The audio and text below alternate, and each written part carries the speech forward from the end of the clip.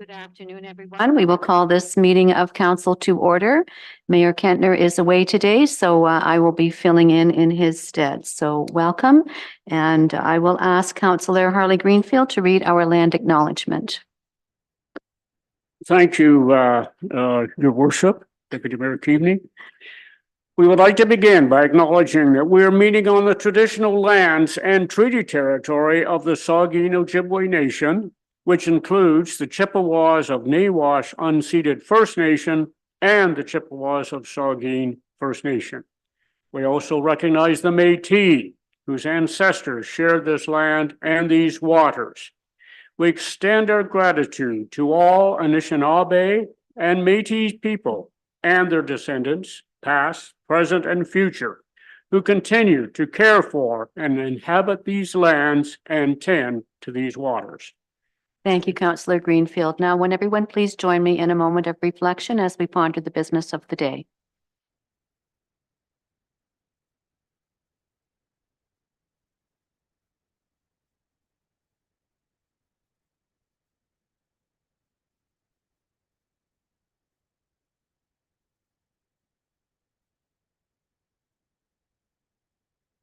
Thank you.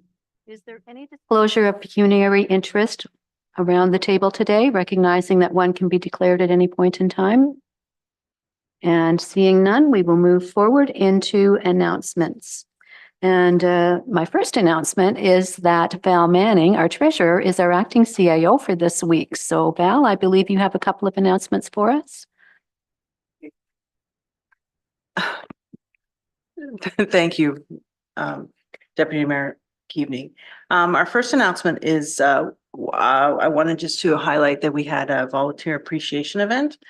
It was held on April 18th with 150 people attending, and we really do appreciate all of our volunteers in the community. The Community Builder Award was presented to this year's winner, Mary Sullivan. Our next announcement is Main Streets Meaford. Main Streets Meaford is seeking applications for the board of directors for positions president, vice president, treasurer, and secretary. More info is on would be found at Meaford, www.meaford.ca/Main Streets. The deadline for applications is May 6th.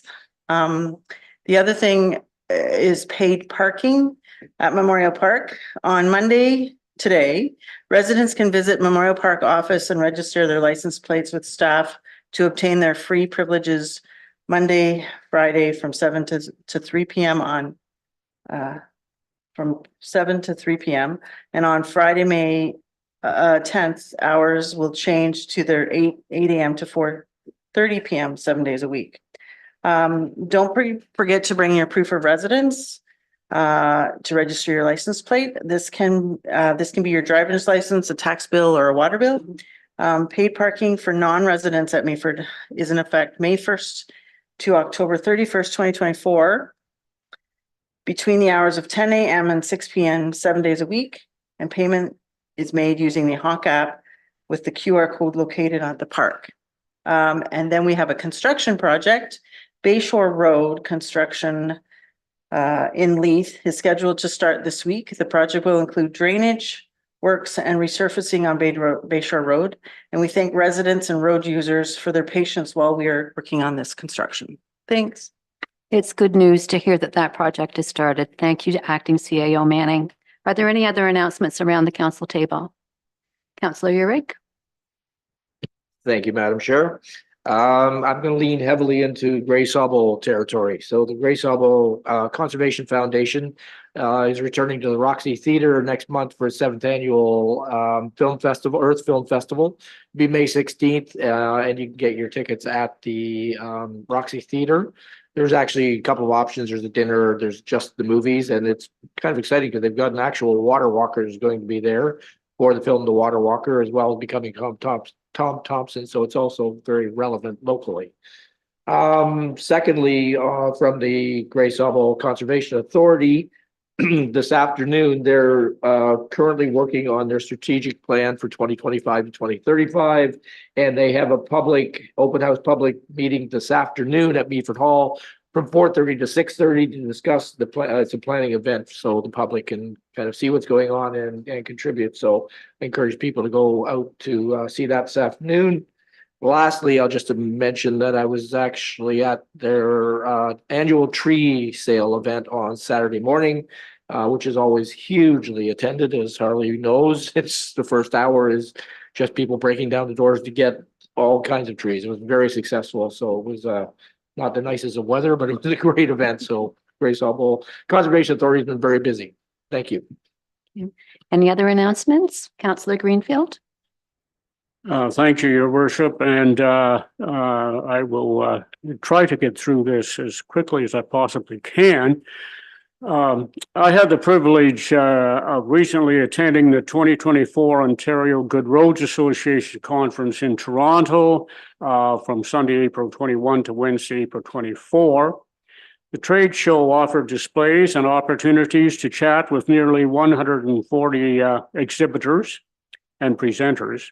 The list of speakers included Mayor Olivia Chow, Liberal leader Bonnie Crombie, leader of the opposition, NDP Merritt Stiles, Mike Schreiner from the Green Party, along with keynote speakers Jeff Speck, who talked about walkable communities, and Catherine Hayhoe, climate change and local impacts and solutions. And of course, Premier Doug Ford was there, who reminded us all of the increased economic growth and employment numbers since his government was elected 6 years ago. Interesting, when asked by the moderator what news Mr. Ford had concerning municipal roads, he once again reiterated manufacturing advances and big city initiatives. What I also found very interesting and somewhat disappointing was the departure of many delegates during the delivery of Ms. Hayhoe's commentary. This lady from Texas, and yes, they have individuals in the Lone Star State that have concerns about climate change. She gave a lengthy delivery on weather variations and how they are affecting our infrastructure. A couple of her facts presented that I found especially interesting: of the Earth's surface, only 11% of that area produces almost all of the world's food supply. Additionally, only 3% of the world's water is actually fresh water. She did not state, but I will add that of that 3%, our very own Great Lakes represent the largest bodies of fresh water in the entire world, and Georgian Bay is a part of that. Seminars I attended were one that emphasized the initial role of training and skills development for municipal employees, quality of asphalt, and promoting cycling and active transportation. Of interest from the seminar on the usage of recycled materials in paving projects, it was mentioned that the recycling of tires and mixing the crumbed rubber with asphalt was high on the list of research. I advised the presenter that this was not a new incentive, since nearly 20 years ago, Grey County, under the guidance of Public Works Director Gary Shaw, had utilized this idea with fairly satisfactory results. All in all, very informative conference with a goodly number of municipal politicians and roads-related municipal employees. And I must add that our own Deputy Mayor Keaveney was at the conference. And I was very pleased that for the first time, our own Jeff Fries, Manager of Transportation and Fleet Services, attended an OGRA conference. Thank you. Thank you. Thank you, Councillor Greenfield. It was a pleasure to attend the event, and I'll just add to your very excellent commentary on OGRA that I had the opportunity at the trade show to speak with Tim Lee, who's going to be constructing bridges 21 and 22, and he's very anxious to get going on that project. And I also attended a session on minimum maintenance standards, which was really interesting, as those are being upgraded now for this, every 5 years they have to be upgraded, and there was a lot of discussion about bike lanes in particular. So I look forward to that final report. Are there other announcements? Councillor Forder? Thank you, Deputy Mayor. Appreciate that. Two announcements. Tomorrow is the Tim Hortons Smile Cookie Day. And I know there's going to be a number of us that are going to be in attendance. Yourself, Madam Deputy Mayor, Councillor Uhrig. Is anybody else going to be? No, that's okay. But there'll be a number of us there, which would be great. And 100% of the proceeds from these cookies will support charities and community groups across Canada. So we're very happy to support that. On another note, I just wanted to comment that last week I attended the Blue Mountains Sustainability Summit. Also, Director Voigt was there as well. And this was an incredibly insightful conference that highlighted a number of key issues and innovations. One that was really alarming to me was the water testing for microplastics in Georgian Bay. And I believe it was the gentleman who was speaking noted there were 50, I think it was 50 water tests all around Georgian Bay, and all but 2 tested positive for microplastics. And some of these test readings were taken as deep as 50 feet below the surface. So this is incredibly alarming, and just shows that we need to take more actionable measures when it comes to things like that. Otherwise, on the positive note, there was a lot of talk about innovation from the private sector and public sector about green and sustainable practices and things that are happening in industry that are quite innovative. So I found it very motivating and informative, and I was very happy to be there. And it was quite well attended at the Blue Mountains Village Conference Center. And I think that's all I have for you, Deputy Mayor. Thank you. Thank you very much, Councillor Forder. And I have a couple of announcements myself. First of all, I want to thank Graham Taylor, our Economic Development Coordinator, who is moving on to greener pastures. But I just want to acknowledge Graham and thank you especially for all of your efforts in preparing our STR bylaw and in moving Main Streets forward. So Graham, thank you for all the work you've done for Meaford.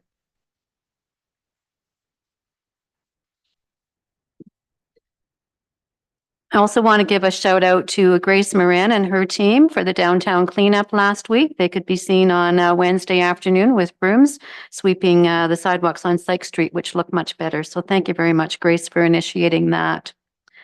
This Sunday, May the 5th, is the annual Golden Air Spring Concert. This year, it's Livin' the Dream. This takes place at the United Church at 2:00. It is by donation. Doors will open at 1:30. And a message from the choir. In celebration of our sesquicentennial, our music selections were inspired by future dreams and will bring remembrance of those who came before us. Dancers from Mutable Arts will be special guests along with 3 local singer-songwriters. And I will have the honor of emceeing this concert, so it should be fun. And I also wanted to mention on a somber note, the passing of Gerald Short. Gerald passed away on April the 16th. I know Mayor Kentner attended the service while Harley and I were at Ogra. Gerald served in local politics for 33 years as a councillor, reeve, mayor, and he was also Grey County Warden in 1990 and Chair of Roma in 1995. Our sincerest condolences to the Short family. Gerald was mayor during amalgamation and got this community through a lot of tough times. So, Gerald, we are very sad to lose you. Okay, we will move forward into public participation. Members of the public are encouraged to provide council with their comments and questions. Presentations must be prearranged with legislative services before the agenda is released and will be limited to 10 minutes. If a member of the public wishes to make a deputation on items on the council agenda or ask a public question of council, they may do so either in person at the council chambers or remotely via Zoom. Members of the public wishing to make a deputation or ask a public question must register in advance with legislative services by 10 a.m. this morning, or by contacting Deputy Clerk at meaford.ca or calling 519-538-1060, extension 1100. An email with access information will be sent to those who register for remote participation. Deputations are limited to 5 minutes and public questions are limited to 2 minutes. And the public may watch this meeting live via the Municipality of Meaford's YouTube channel at www.meaford.ca/YouTube. And I believe, Margaret, we have no presentations today and no deputations. And are there any public questions? Not seeing any. We will move forward to council inquiries. Do any members of council have a councillor inquiry today? Oh, Val, you're going to get off easy. For now. Motions and bylaws for decision. We'll move into the consent agenda. Okay. Are there any items from this consent agenda that anyone wishes to pull? Seeing none, I'll ask for a mover to put the items on the table as presented. Councillor Greenfield, seconded by Councillor Bartley. Any discussion on any of these items? Then I'll call for an all in favor. Thank you. Items for consideration. We have today a number of reports on committee appointments. So I'm going to take them one by one, and I'm also going to read out the members that have been selected for these committees, just so everyone who's listening can hear the names. So item A, Accessibility Advisory Committee appointments. The recommendation be it resolved that by bylaw 2024-17, being a bylaw to appoint citizen members to the Accessibility Advisory Committee, be taken as read a first, second, and third time and finally passed. Okay, and may I have a mover for the Accessibility Committee, Brandon, and a seconder, please? Thank you, Councillor Uhrig. So the appointments to this committee are Wendy Best, Stu Hiltz, Truda Howard, Heather Murray, Mary Solomon, and Sherman Wood. Congratulations. The next is ensuring sustainability. So I won't read through the whole dialogue there, but I will ask for Margaret. Oh, all in favor. My first goof. Okay, thank you. Okay, ensuring sustainability advisory committee appointments. Could I have a mover to put that? Councillor Bell, and a seconder, Councillor Bartley. And the appointments for the sustainability committee are Rob Black, Leslie Lewis, Pat Maloney, Jennifer Murray, and Carmen Ward. Any discussion? All in favor? Thank you. The next is our Growing Our Economy Advisory Committee appointments. Could I have a mover to put that on the table, please? Councillor Uhrig, seconded by Councillor Greenfield.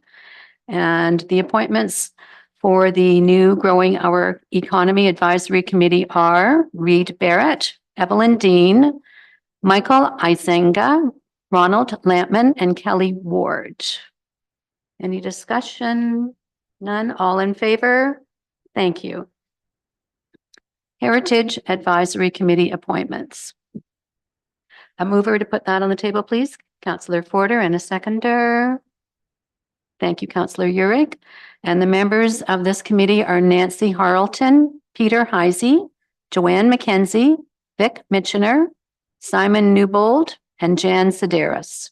Any discussion? All in favor? Thank you. Investing in infrastructure. May I have a mover to put that on the table, please? Councillor Bartley, and a seconder, Councillor Greenfield.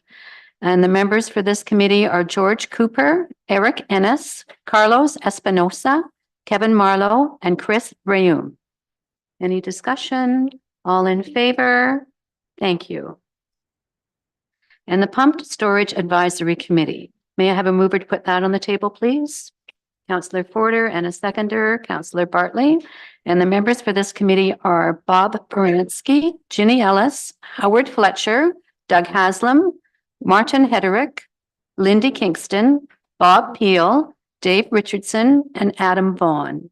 Any discussion? And all in favor? Thank you. Strengthening our Community Advisory Committee appointments. A mover to put that on the table, please. Councillor Greenfield, seconded by Councillor Uhrig. And the members are Sonia Glass, Nellie Greb, Angela Forder, Rick Leclerc, and Amy Pilon. Any discussion? All in favor? Thank you. Okay, so we're now moving on to Zoning bylaw update, DEV 2024-11 and 2024-24. This is the zoning bylaw update for additional residential units. The recommendation is, be it resolved that bylaw 2024-24, being a bylaw to amend zoning bylaw 60-2009, be taken as read a first, second, and third time and finally passed. May I have a mover to put that on the table, please? Councillor Porter, and a seconder. Councillor Bell, thank you very much. And are there any comments or questions in relation to this report? If so, I believe Denise is prepared to answer them.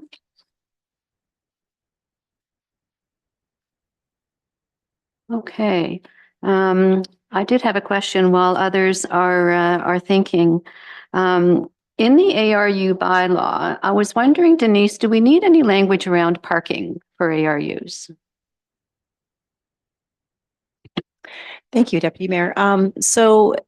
We haven't changed anything for parking. So the parking is already in the zoning bylaw under the parking section, which requires one parking space per unit, and that's not subject to change at this time. So we've kept it as status quo.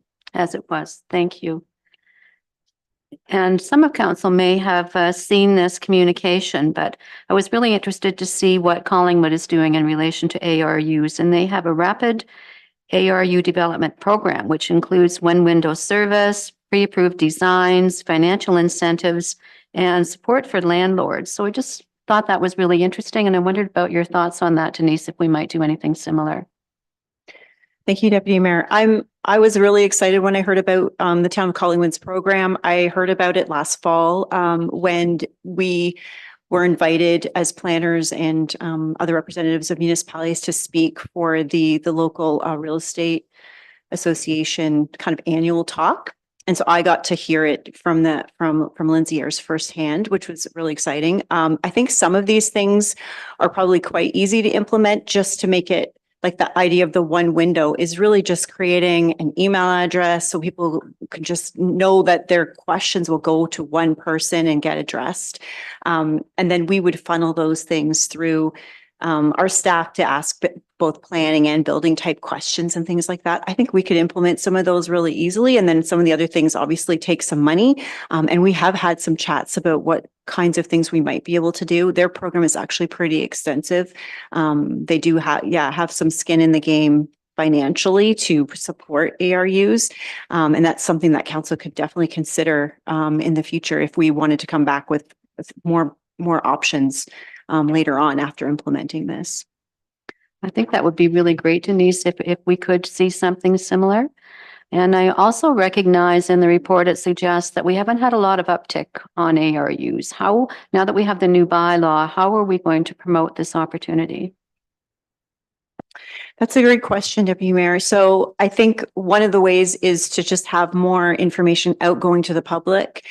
That's something that Town Collingwood is doing, which is why we've found out about their program. They've been keeping the topic on in the media's, in terms of councils talking about it. They're taking their show on the road and talking to other municipalities. I know that they talked to Great Highlands, for example, about their program.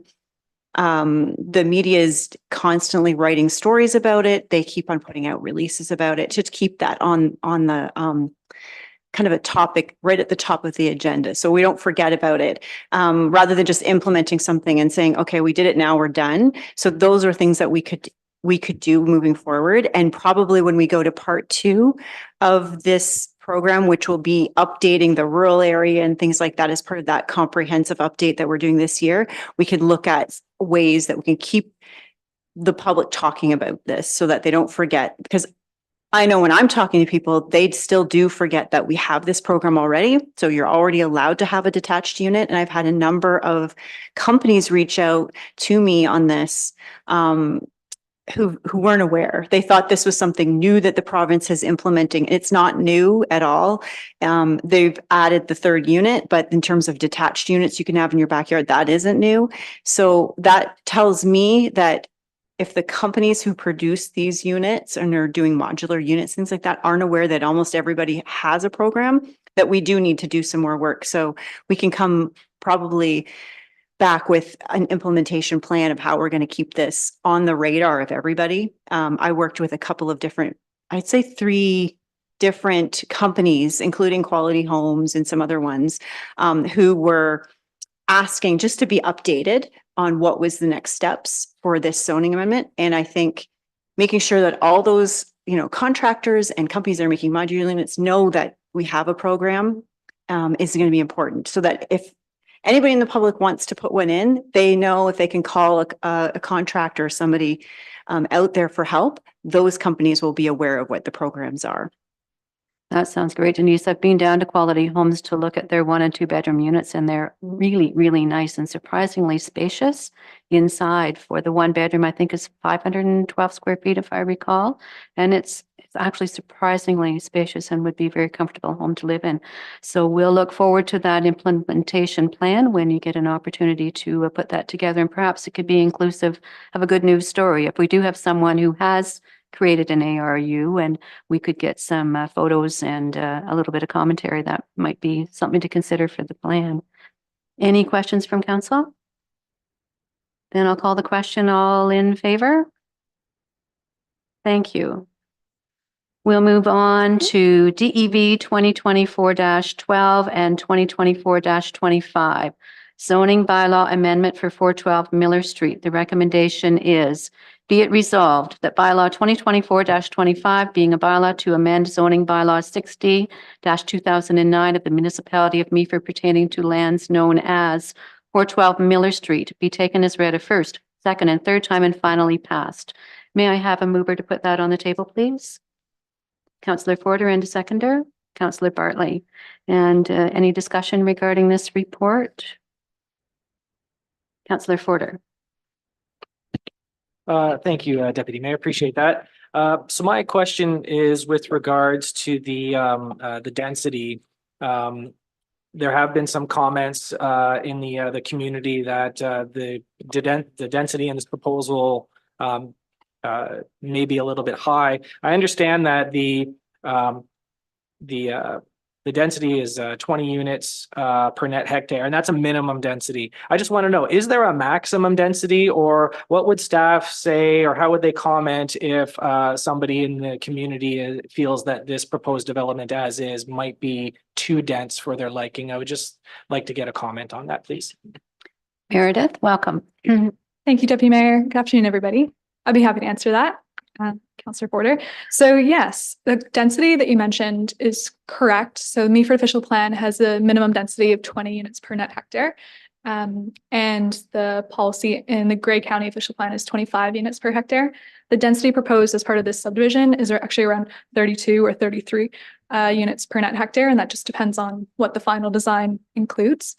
And so for those community members who feel like this, the proposed density, is too high.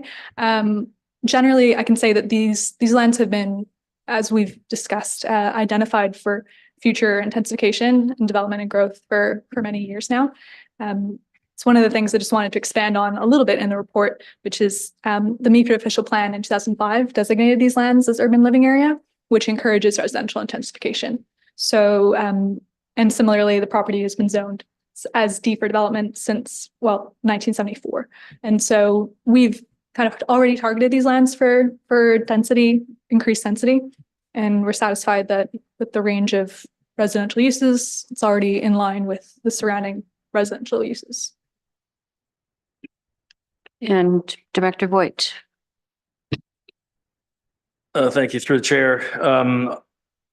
When it comes to maximum density, given the characteristics of the developments we're seeing in our community and the plots of land, it's just the amount of space they have for all the things they need to provide that tend to create that maximum, right? So again, we don't have a defined maximum, but the fact that you need to take up land for roadways, for parking, for stormwater management, et cetera, that tends to be what limits the ability to really reach high densities within our community. We'll note that on this one, all the units are ground oriented.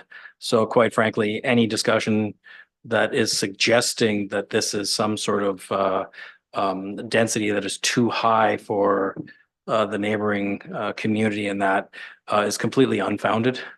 These are all ground oriented units. How someone could suggest that that is a higher density than what is fitting just does not meet any kind of planning rationale. Councillor Bell. Thank you, Madam Deputy Mayor. My question is on page 6 of 19 of our report. It's a very short paragraph, and I would like to read it for background for my question. So section 3.1 of the provincial policy statements directs that development away from natural hazards, including hazardous lands near watercourses. This stormwater management facility is proposed to be located adjacent to the existing watercourse on the subject property. Comments from Grey Sauble Conservation, the authority note that the stormwater management facility should be adequately designed and sized to be consistent with that section of the provincial policy statement. So my question on this facility having an adjacent to a watercourse, some form of water containment, who will ultimately be responsible for that containment, its maintenance, or any problems with that in the future? Thank you. Meredith or Director Voigt? So I let Meredith deal with the very specifics of the question, but I'll note we're dealing with a zoning bylaw amendment. The challenge here, as you've heard me say before, is when we run processes that are concurrent, where we have zoning associated with a subdivision. The subdivision is a separate application that goes to the county. You've seen it come before you and had comments, and staff is working collaboratively with county, but those kinds of details are addressed at that level. That is independent of the zoning decisions. And with that, I'll let Meredith talk about the specific details of the design as asked by the councillor. Through you, Deputy Mayor. Thank you, Rob. Yeah, so regarding the stormwater management facility, it will be like assumed and maintained by the municipality later on, in the process, correct point in the process. And so what we're looking at right now is just sort of a tentative design as for where it may be. That final design of the location hasn't been determined at this point. So yeah, I hope that answers your question. Councillor Bell? Thank you again, Madam Deputy Mayor. Thank you for the comment. I've heard those kinds of comments in the past, fairly consistent. My only reason for talking about something is it's in our package. And if anything is put in councillor's package for us to read, I do not feel out of place by asking a question on it, since I have read it. If you don't wish that, then that takes place, I understand, in a site plan agreement. Is that the right place where that occurs? Okay, so all I'm asking is that when we read something like this, there's been discussions on it.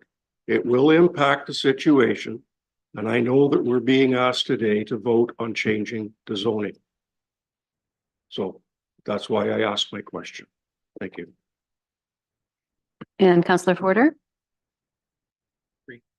Councillor Greenfield, were you HB4 beauty, or how do we want to address this? You're too kind, and through you, Madam Chair. This might be a little early in the process, but I just wanted to ask sort of to the developer, does the developer intend on using any kind of sustainable practices with regards to the development? Just to use an example with the Bay Bounds being a net zero development, and they have solar and sustainable materials and other sustainable features, not necessarily to that extent, but does the developer have any plans on incorporating anything sustainable minded? Through you, Deputy Mayor. So not being part of the developer team, I can't give a really full answer, but I would say a lot of the detailed design is actually going to be at a later stage. So where we're at right now is, not to reiterate, but we are at that zoning stage. We'll be looking to see that kind of detail as we move through the process, through draft plan subdivision, and also through the site plan agreement. Thank you, Meredith and Councillor Greenfield. Yeah, thanks, Deputy Mayor Cubey. Yeah, through you to Meredith or Mr. Voigt or Ms. McCarl, whoever. It's kind of a two-part question. The first part of it kind of pigtails on Councillor Bell's question about the storm water management pond maybe having to be bigger than what first expected. On top of that, with a possibility of that area having to be expanded, and I think twice in the report it mentions a second driveway, which certainly originally I wondered about the singular driveway, but if we indeed put in a second driveway, I'm assuming it's going to be two-way in and out, as opposed to one driveway in and one driveway out, which might really confuse things. But if this is a second driveway, a municipal driveway, that's a 66-foot road allowance.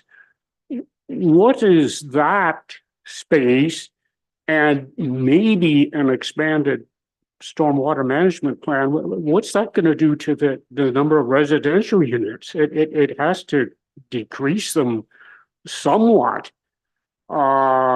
So here again, is this still a site plan agreement factor? I don't want to jump too far ahead, but to me,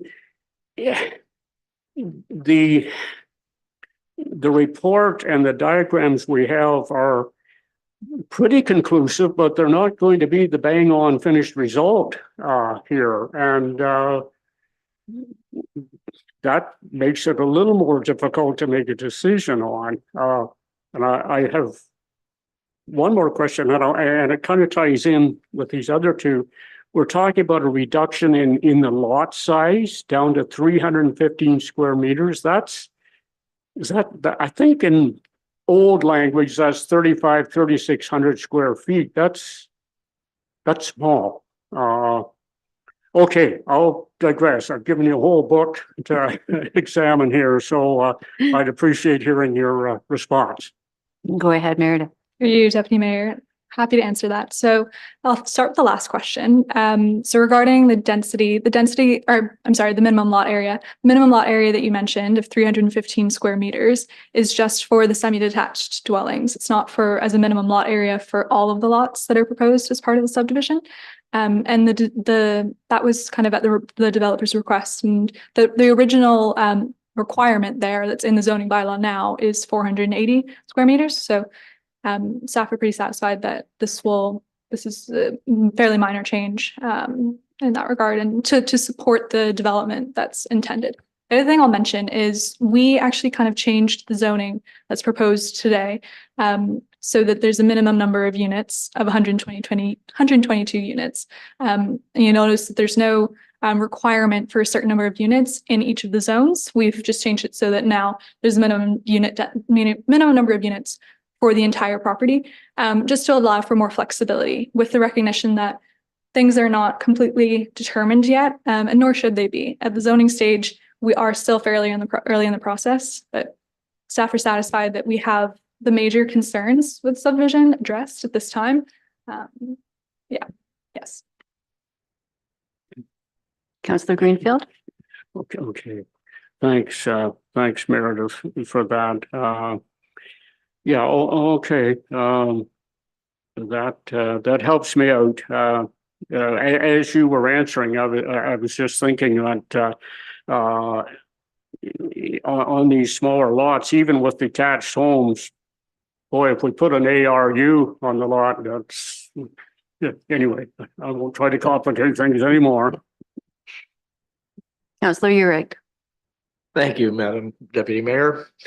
I'll take a little different tact. I agree with Mr. Voigt, is that what we're discussing here is zoning. We're not really into the site plan yet. And I know there's a lot of concern about what this is eventually going to look like.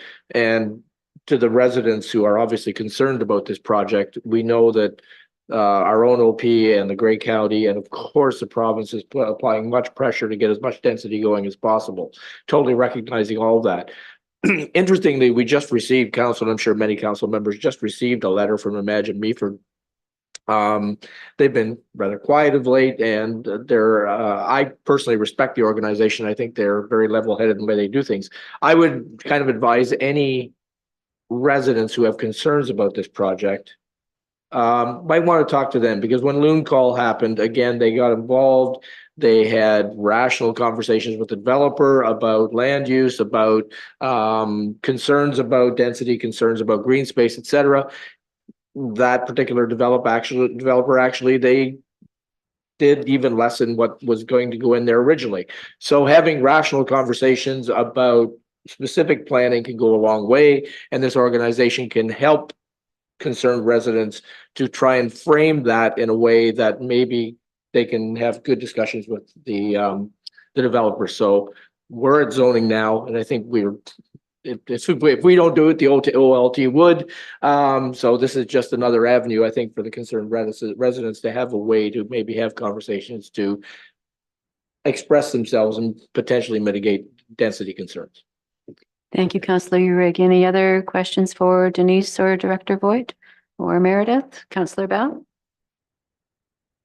Thank you again, Madam Deputy Mayor. Council has seen many, many times when a proposal has come forward that there are, and I actually thought I had a pretty complete list of those that get engaged for comment.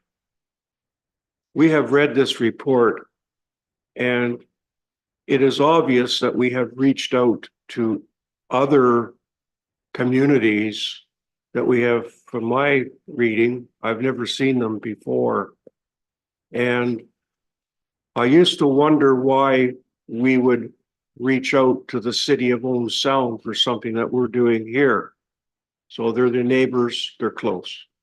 The same goes for the 4th Canadian Training Division. They're neighbors, they're close. Some of these ones that I am reading here, I have never seen them before. And is this now a policy internally that we have to reach out, or should reach out? And if that's the case, how far do we reach? Is it in a matter of kilometers that we reach out? Or how is it determined that certain groups or agencies are contacted for comment? Thank you. I believe Denise wanted to respond to that, Councillor Bell. Thank you, Deputy Mayor. To Councillor's question, I actually had the same question. So the first group that you're seeing there is the group that the county notified of their subdivision application. So we really didn't have any direct role in how they did that. So I had wondered, do some of these need to be contacted, such as the Township of Southgate, for example? I can't answer why they circulate it. It could have been an error. They do have a number of Indigenous communities that they have in their wider group that they now contact than what we had originally used in the municipality of Meaford. And so that may be the other reason why you're seeing more Indigenous communities on that list. For example, their jurisdiction is quite large, so they encompass more Indigenous communities than each individual municipality might.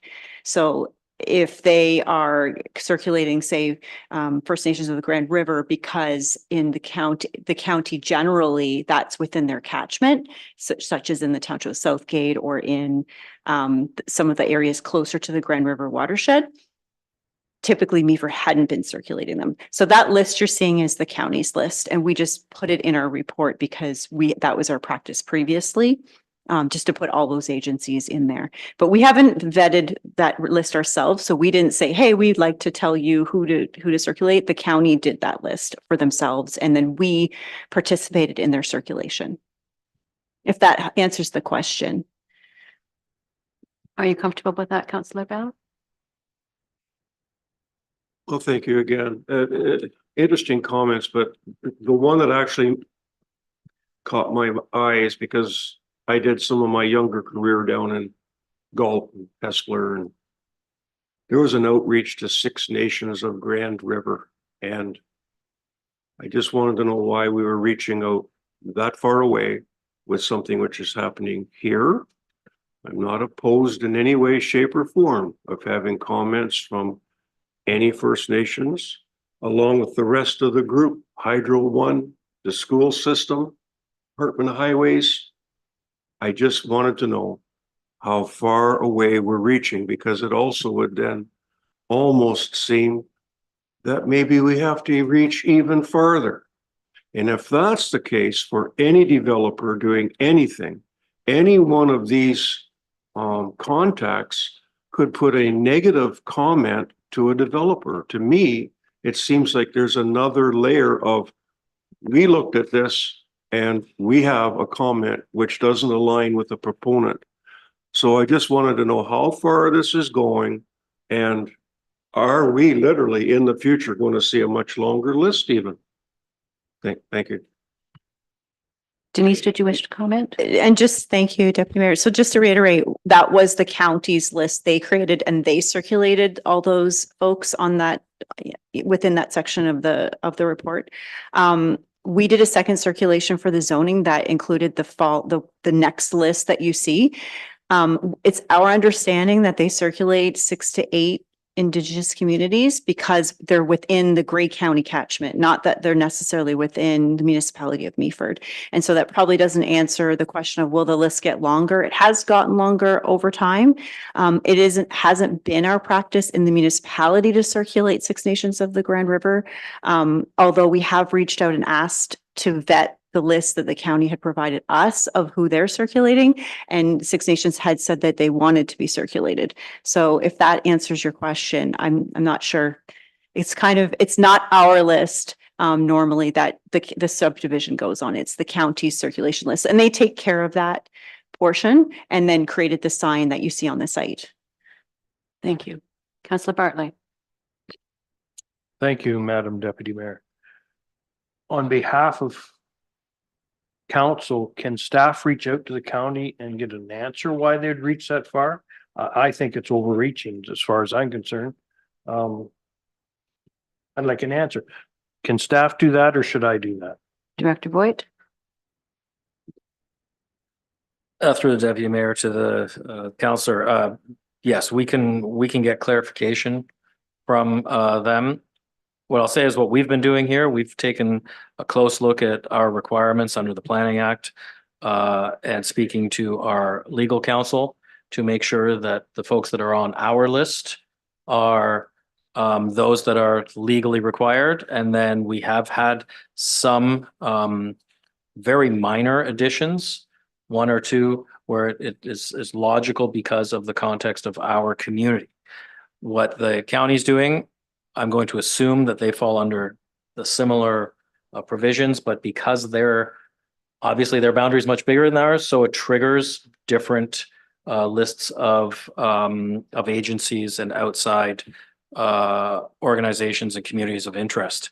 I can reach out to them and confirm that all those are actually on that list and that they aren't expanding that out of their understanding of a positive practice that they want to implement or not, but we can get that information back to you.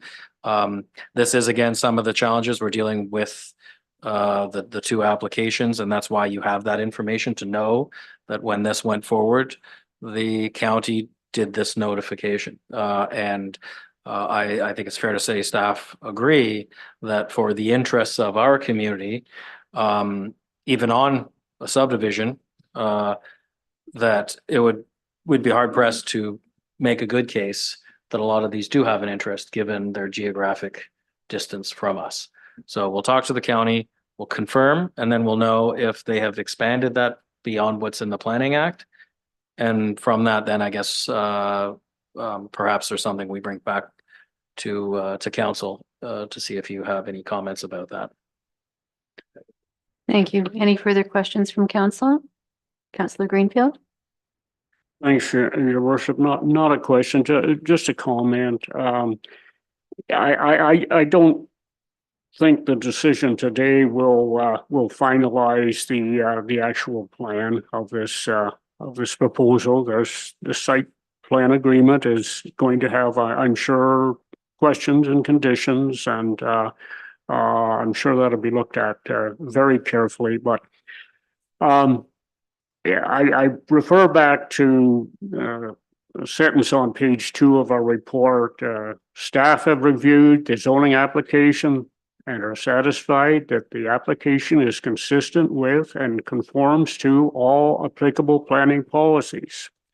That's what we have to go by. And if that is the situation, and council is under a time limit here, there are time constraints. I have heard the concerns of a great many of the neighbors, and believe me, during the 1950s and early 1960s, this property belonged to my aunt and uncle. They had the orchard there, and so it's near and dearer to me in a little different way. But we're here to make decisions, and as I say, it complies with our official plan. So I think we have to move forward. Well said, Councillor Greenfield. Thank you. I had just one question, if I may, in regards to the process from here, and I do recognize this is the zoning amendment we're speaking to today, but as this discussion goes forward to county, can we emphasize from this council our concerns being density, the stormwater, and the high water table? And those things were discussed again at the public meeting that was held, but I just wondered, what does that process look like? Meredith, do you wish to answer, or Director Voigt? Thank you. Those 3 items you mentioned actually would fall within the technical review. So they are, there's actually no need for council to express any additional interest or concern about that, because those are engineering concerns. High water table needs to be addressed by the engineers. The stormwater management pond needs to be designed accordingly so that it doesn't release water into the creek that isn't meeting the standards of quality and quantity. So all that stuff is baked into the design processes that the engineers undertake at that next level. Conditions would come before council for the draft plan. As you know, that is still something that we need to refine as well, because it is a county council decision, but they like to receive some sort of, I guess we could call it sort of a tacit approval from council. So you're asked to approve the conditions, and that also delays the process somewhat. So we're trying to figure out ways that we can move those along faster, still having council's oversight on it, but without having to have an extra meeting before council before it goes to the county. So it's 2 related things there, but those items you mentioned will be addressed inherently. Thank you. Okay, are we ready to call the question? All those in favor? And that is passed. Thank you. The next report, 2024-26 Settlement Agreement, Parts 1 and 2 on Plan 16R-12041. The recommendation be it resolved that bylaw 2024-26 being a bylaw to confirm the settlement agreement with Mario Thomas and Claire Bowman to acquire Parts 1 and 2 on Plan 16R-12041 for public highway purposes be taken a first, second, and third time and finally passed. May I have a mover, please? Councillor Greenfield, and a seconder, Councillor Forder, and recognizing that this was discussed in closed session. So if anybody has a question, I'll look to Margaret to determine if a closed session would be required. Are there any questions at this point? Everyone's comfortable? We'll call the question. All in favor? Thank you. Moving into Committee of the Whole at 1:54 p.m. And may I have a mover and a seconder to move into Committee of the Whole? Councillor Bell and Councillor Bartley, thank you very much. And the first report is CAO 2024-14 Pump Storage Project Update. And this is from April, and the recommendation that Committee of the Whole receive report CAO 2024-14 Pump Storage Project update for information purposes. Could I have a mover, please? Councillor Urick and a seconder? Councillor Forder. And if there are any questions on this, I think Tori, you and I are the only ones present who sit on the internal working group. So perhaps I'll look to you if there are any questions from council. Does anyone want to put Tori on the spot?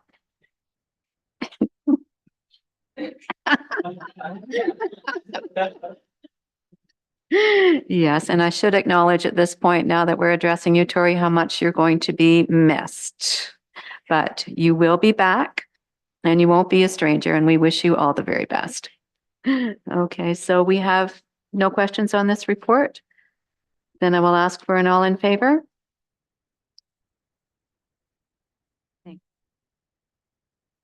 Moving into development services, DEV 2024-13 Development Services Report Q1 2024. The recommendation that Committee of the Whole receive report DEV 2024-13 Development Services Report Q1 2024 for information purposes. May I have a mover, please?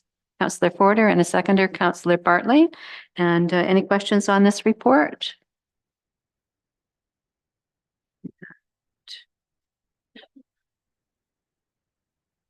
Councillor Forder, a question? I believe Director Voigt would be the one to address that too. Okay, thank you, Madam Chair, and to Director Voigt.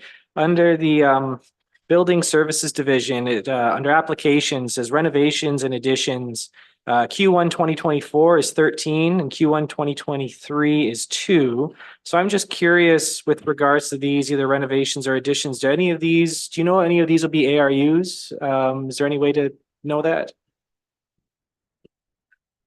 Through the deputy mayor, there's no way of knowing that other than what is already, we've changed the policy, as you know, what you just did earlier in this meeting for the third one. I think in that discussion, we had noted that there hasn't been a lot of uptake on these. So there might be a couple in there, but they're not pulled out in this. I'm pretty darn sure though, the difference between 2 and 13 is not all accessory dwelling units. So, but we can add that to the next one perhaps, so that you have those kinds of updates as well. Okay, any other questions for Director Voigt? Then I will call the question on this report. All in favor? Thank you very much. Next is DEV 2024-14 Community Improvement Plan Application 2024-01 137603 Gray Road 12. The recommendation that Committee of the Whole recommend Council of the Municipality of Meaford approve a grant in the amount of $7,500 for 137603 Gray Road 12 in accordance with the Community Improvement Plan Energy Efficiency Retrofit Program. And 2, approve a loan in the amount of $29,903 for 137603 Gray Road 12 in accordance with the Community Improvement Plan Energy Efficiency Retrofit Program. May I have a mover to put that on the table, please? Councillor Porter, and a seconder, Councillor Greenfield. And Graham has come to the podium. Does anyone have a question for Graham in relation to this? Councillor Bartley. Thank you, Madam Deputy Mayor. So I'm a little confused. I've argued this point before and lost. I'm going to try again. CIP is a program I thought to do facades downtown, or actually anywhere in the municipality now, to increase businesses, the look of the municipality, to help economic development. This here, I think, is outside of that. It's actually going to use $12,000 worth of taxpayers' money to increase somebody's property valuation. It's an absolutely wonderful thing to do, is what they're doing, but I don't think the taxpayers should pay for that. I'm against it. I will not vote for it. But if this goes through, I have 2 or 3 other people want an application form to do the same. This is going to open up a can of worms that I don't think that our CIP program was meant for. Thank you. Thank you, Councillor Bartley. And Graham, did you wish to speak to that?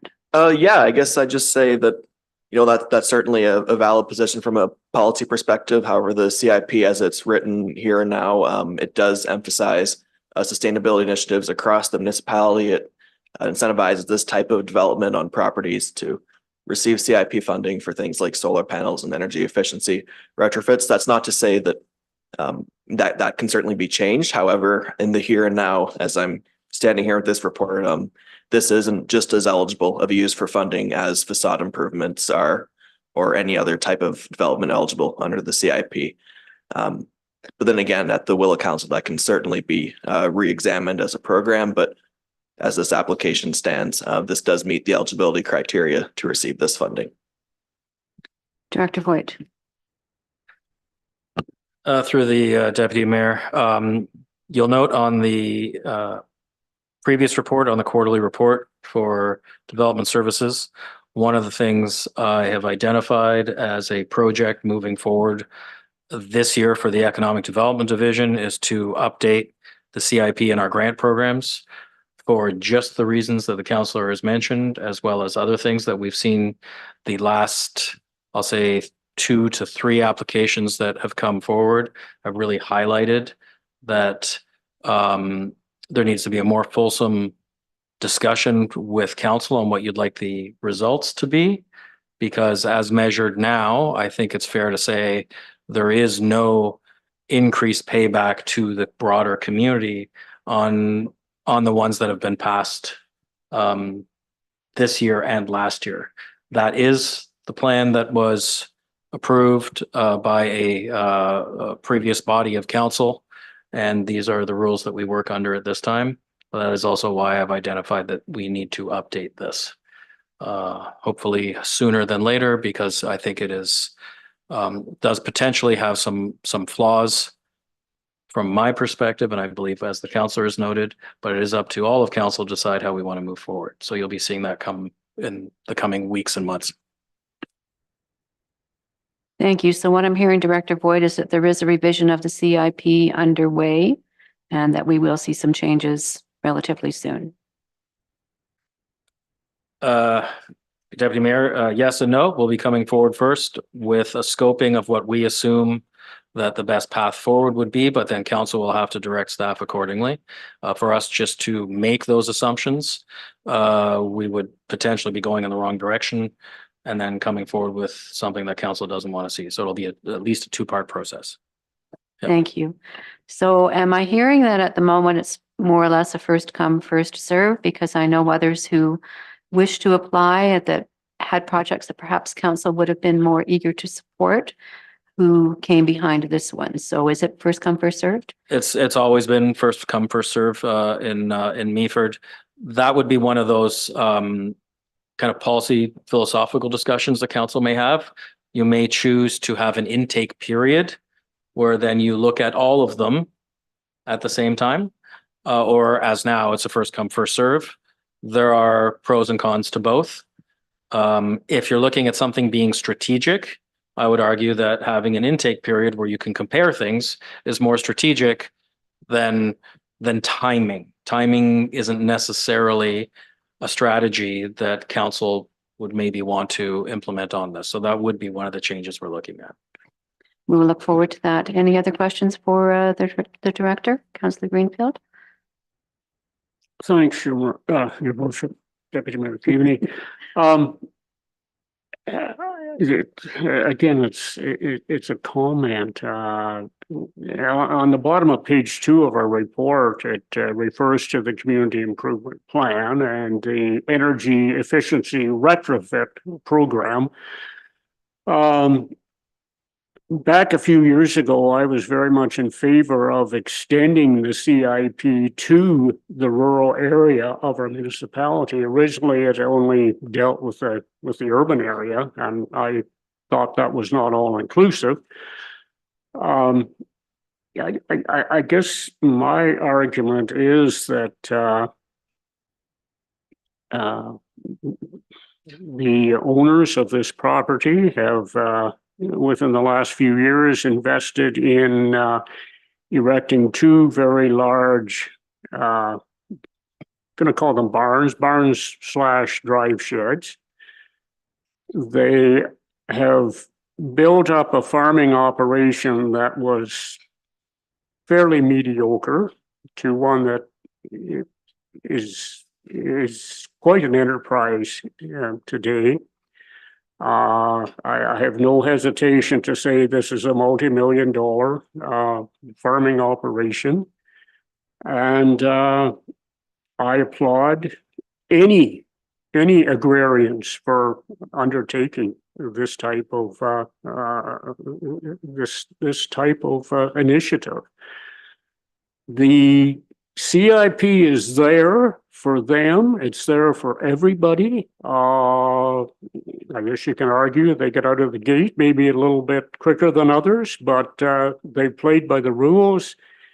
If council wishes to revisit the community improvement plan and make amendments, then we can do that in the future. But for today, this is before us, and I'm in favor of going ahead with it. Thank you. Thank you, Councillor Greenfield. No other comments? Councillor Bartley? Thank you, Deputy Madam Mayor. I just reiterate. There's $12,000 of taxpayers' money going into private enterprise that does nothing for economic development or the looks of the municipality. And I'm against it. I'm quite anxious to look at when we open this up. I want it to be on a timing thing, not first come, first serve. But we have the ability to turn this down today. We do, and I'm still going to vote against this. Thank you. Yep, and I appreciate that. And this is a tricky one because it does support agriculture. Agriculture being our number one industry, and we want to see ag thrive in our municipalities. So I fully understand and appreciate your comments, Councillor Bartley. Are we ready to call the question? All in favor? 1, 2, 3. So Margaret, that's going to require me to vote, correct? And I will vote in favor. Okay, so that passes. We'll move now into update from members appointed to County Council, which will be me in the absence of Mayor Kentner. And what I want to focus on today is the motion that was brought forward last Thursday from Councillor Body at the County Council level, which was supported 17-1. And if you'll bear with me, I'll read the motion. Whereas TC Energy has made public its plans to construct and operate a major 1,000-megawatt hydroelectric generating facility centered on zero emissions electricity generating technology known as pump storage, related works and undertakings in partnership with the Saugeen Ojibwe Nation on lands controlled by the Federal Department of National Defense in the municipality of Meaford, in the county of Grey, and in the territory of the Saugeen Ojibwe Nation, Chippewas of Nawash, unceded First Nation, and Chippewas of Saugeen First Nation. And whereas Grey County Council has adopted the Strategic Plan 2024 to 2027, Working Together for Success, and under the heading Building Communities for the Future, recognized economic development, climate change adaptation, and First Nation reconciliation and relationship building as priorities. And whereas Grey County has declared a climate emergency and adopted Going Green in Grey, Climate Change Action Plan 2022 to 2050, and the plan makes a commitment to net zero emissions by 2050 by leveraging the emerging energy innovation sector, championing local low-carbon energy leadership and centering reconciliation in climate action, given the long history of Indigenous leadership in environmental stewardship. And whereas Grey County has adopted an economic development, tourism, and culture master plan titled The Great Reset, which provides a 10-year vision for the growth of economic development, tourism, and culture, and includes a focus on sustainability, including supporting clean energy industries, and the opportunity for a more diversified economy by supporting nuclear, pump storage, and hydrogen development. And whereas the Saugeen Ojibwe Nation has been keepers of these lands and waters throughout history, and recognizing a commitment to Indigenous economic self-determination is important for advancing reconciliation. TC Energy has established a partnership with Saugeen Ojibwe Nation early in the development process to ensure meaningful Indigenous partnership and benefit. And whereas the Saugeen Ojibwe Nation will decide whether they will approve the project, and such approval is required for the project to proceed. Now therefore, be it resolved that the Council for the County of Grey hereby declare conditional support for TC Energy and the Saugeen Ojibwe Nation proceeding with proposed Ontario Pump Storage Project, subject to the applicable approval process, including environmental and impact assessments and the approval of the Saugeen Ojibwe Nation, and that the warden for the County of Grey prepare and send a letter advising of this declaration to TC Energy, Saugeen Ojibwe Nation, members of federal and provincial parliaments representing Grey County, the provincial ministers of energy, economic development, Indigenous affairs, infrastructure and environment, and to the federal ministers of Crown Indigenous relations, national defense, innovation, science and industry, environment and climate change, and energy and natural resources, and the ISO. So that was the motion, clearly written by a lawyer and well done and well received at the county council level. I seconded the motion and my dialogue was just about as long, but I focused on economic impacts and I won't put you through that. But in any event, that motion was very well received at county council. So that was the main component of the meeting that I wanted to share with you today. Are there any reports from any other boards or committees? Councillor Urick. Thank you, Madam Chair. Yes, the Great Sauble Conservation Authority, actually, we had a twofer. There was a Grey Sauble Source Protection Authority meeting on April 24th, followed by the regular Grey Sauble Conservation Authority board meeting. So the good news at the Source Protection meeting was that the Ontario government has decided to proceed with free well water testing for private homeowners. They had originally announced that they were going to end this service, but objections from the conservation areas, public health units, many municipalities, and the public prevailed in lobbying to continue this vital service at no cost. At the regular GSCA meeting, the board accepted its 2024 priority work plan. Just a reminder that the GSCA, again, I've already said this earlier, is seeking input on a strategic planning process, hence the open house this afternoon from 4:30 to 6:30 in Meaford Hall. We learned also that the provincial government is proposing amendments to the Conservation Authorities Act, including new powers, which may enable the minister to override the CAAs and issue or veto a permit directly. GSCA staff advised this will most likely impact more urban CAs, but the comment period is open till May 6th if anyone wishes to engage with the government on this new regulation. For mountain biking enthusiasts, the Peninsula Adventure Sports Association Mountain Bike Club is currently negotiating an agreement with the GSCA to use the Hepworth Management Area. They plan to utilize the Sawmill Nordic Center, skiing and horseshoeing trails to establish a summer mountain bike club. And finally, I had already mentioned as well about the annual Earth Film Festival. The other thing that GSCA wanted to announce was the Home and Cottage Expo at the Bayshore Community Center in Owen Sound on May 11th and 12th. Thank you. Thank you, Councillor Urick. Any other boards? Councillor Border. Thank you, Madam Deputy Mayor. And the Meaford Public Library did meet on April 17th. And one of the highlights from that meeting was the draft of the Meaford Public Library's outreach plan for 2024 to 2026. And this is quite an interesting document. It's designed to address identified community needs based on an assessment of assets, challenges, demographics, and previous programming. This plan outlines 5 key goals focused on enhancing library services related to affordable housing, employment opportunities, seniors programming, mental health, and aiming to leverage existing communication channels for better outreach. There is special emphasis placed on increasing engagement and social connections for the senior population, which does represent over 32% of the local demographic. Collaborations with local businesses, community events, and the Meaford Recreation Department are intended to bolster economic development and improve physical and mental wellness in the community. This plan is adaptive, so it allows for shifts in strategy to meet the evolving community needs and priorities. There was quite a wide-reaching community outreach survey, and there was a few interesting statistics I just want to share here. Part 1 survey question asked, what are the greatest needs for the community? Affordable housing was 16%, mental wellness was 11%, and seniors groups were 10%.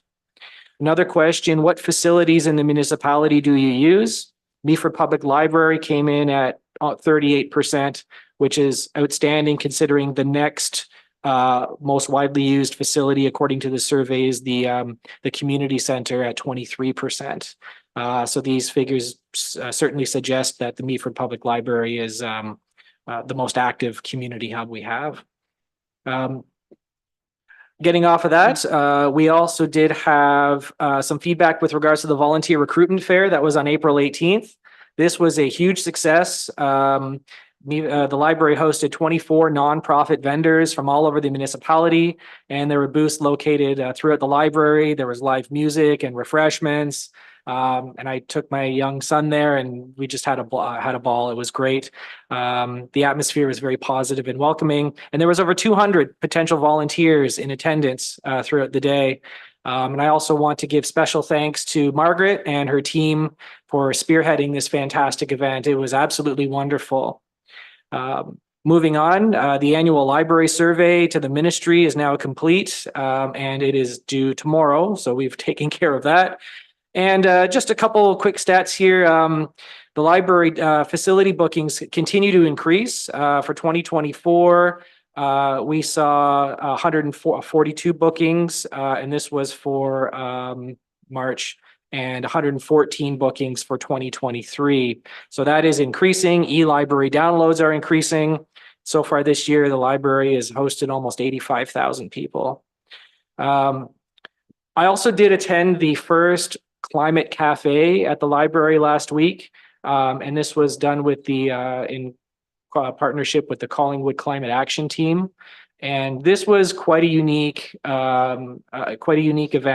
There wasn't a ton of people there. There was about 12, but this was a really interesting forum for individuals to come and talk about their concerns related to climate change, in a setting that is welcoming and positive and non-judgmental. And personally, I found it very interesting to hear everybody's perspectives and how they view climate change. That was very interesting. So if anybody has any concerns about climate change and are looking for a group to talk about that with, that's the Climate Cafes are being held every month. And there's also another one being held upcoming in May.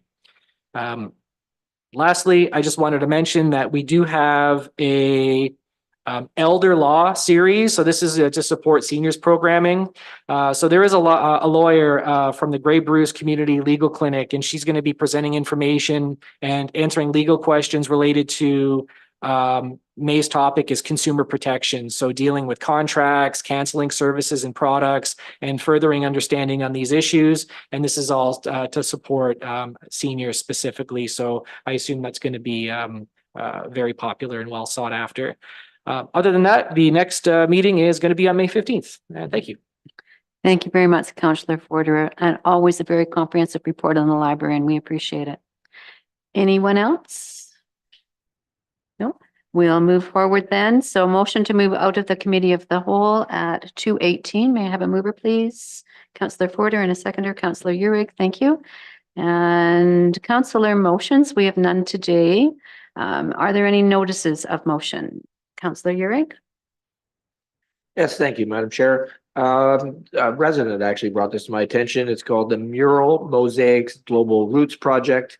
What it basically is, it's thousands of small paintings produced by Canadians brought together to create a large image. So it'd be a good, beautiful piece of public art to help beautification downtown as well as tourist draw. So I brought it to Director Voigt's attention, who did some work in looking into it. Sounds like an interesting possibility that we could potentially apply for. So I'm going to bring that to motion next meeting. Thank you very much, Councillor Uhrig. It does sound exciting. Any other notices of motion? No. So we'll move forward then to adoption of minutes. Now we have council meeting minutes for April 10th, 15th, and 16th. Are we comfortable with accepting those all in one motion? Councillor Forder? Thank you, Madam Deputy Mayor. I just wanted to make mention with regard, and I think this is the right place to mention this, is with regards to the April 16th closed session that we had. It is not listed on today's agenda, but I've been told that it has been updated. Thank you, Margaret. But I did declare interest on one of the items from the April 16th closed session. Thank you. Thank you, Councillor Porter, and I know Margaret will make note of that. May I have a mover then to accept those minutes with that revision? Councillor Bartley and seconded by Councillor Bell. Any further discussion? All in favor? Thank you. Communications. First is the letter from BDO Re-Audit Planning, and I wondered, Acting CAO Manning, if we could just ask you to give us a little update in terms of timing on the audit. Through you, Deputy Mayor Keaveney, currently we are working on our audit right now. We hopefully will have, provided that our financials, our financial software is working. Currently, we're having a couple issues with the capital assets portion of our financial information. Hopefully by July at the latest, we would get financial statements, as long as what we're having an issue with right now gets solved within hopefully the next couple of days. That's our goal anyway, but everything else is going fine, so we should be good. Thank you very much for that, Val. And just to follow up then, once we have that audit report in June or July, then you'll bring the surplus report to council? I'm hoping to have that before then. I'm hoping to have the surplus reports later this month, like later in May. I have a ballpark number. I just don't want to give that to you just yet. But is it enough to buy new financial software? I hope so. After this week, yes, I hope so. Any other questions in relation to that report? And is there anything from the correspondence list that anyone wanted to pull? Councillor Urick. Thank you, Madam Chair. Item number 3, there was a letter from Peggy McIntosh regarding the Bruce Power launching the Affordable Housing Seed Funding Program to support municipalities with new projects. Don't know if we have anything that kind of meets that criteria, but I wondered whether or not we were looking at anything that related to that at all. I know the Rotary just received some grant money from that organization to support the Rotary House. So I just thought, again, that there's an opportunity to get. And if any staff wish to comment on that? I would just ask in relation to that, Tori, with your light on, if that funding might apply to an ARU. I was just going to say that we do look at all funding opportunities. And so if it hasn't been looked into, we can make sure that it does get looked into to see if it does apply to anything that we have on the books or something that we see in the future. Great, thank you. And Councillor Urick? If you don't mind, Madam Mayor, Deputy Mayor, we'll get that. The item number 11 was a letter from Hastings to the Honorable Doug Ford regarding excuse me, support for their motion, basically just supporting rural municipalities being overlooked and more funding. So once again, we've had conversations in the past about the exercise in supporting other municipalities' worthwhile motions. I think this does, as a rural looking for infrastructure support, I think this is something that's worthy in supporting. When I just mentioned it through the Grace Harbor Conservation Authority, literally all the municipalities and conservation authorities did manage to kind of reverse the decision that about free well water testing. So if we don't raise our voices, nothing gets done. So I would like to support their motion. Okay, and in supporting that motion then, would you like a letter sent? That would be, yes. You would make that motion? Yeah. To send a letter, and is there a seconder to do that? Councillor Porter, any discussion? Okay, so we will ask staff to send a letter in support of the motion from Hastings County. All in favor? Thank you. Thank you. Anything else from the correspondence list? No, then we'll move into the confirming bylaw. The confirming bylaw recommendation, be it resolved that bylaw 2024-27 being a bylaw to confirm the proceedings of the Council of the Municipality of Meaford at its regular and special meetings held in the month of April 2024 be taken as read at a first, second, and third time and finally passed. May I have a mover for the confirming bylaw? Councillor Bartley, and a seconder, Councillor Greenfield. And that resolved the business of the municipality for today, so I call this meeting adjourned.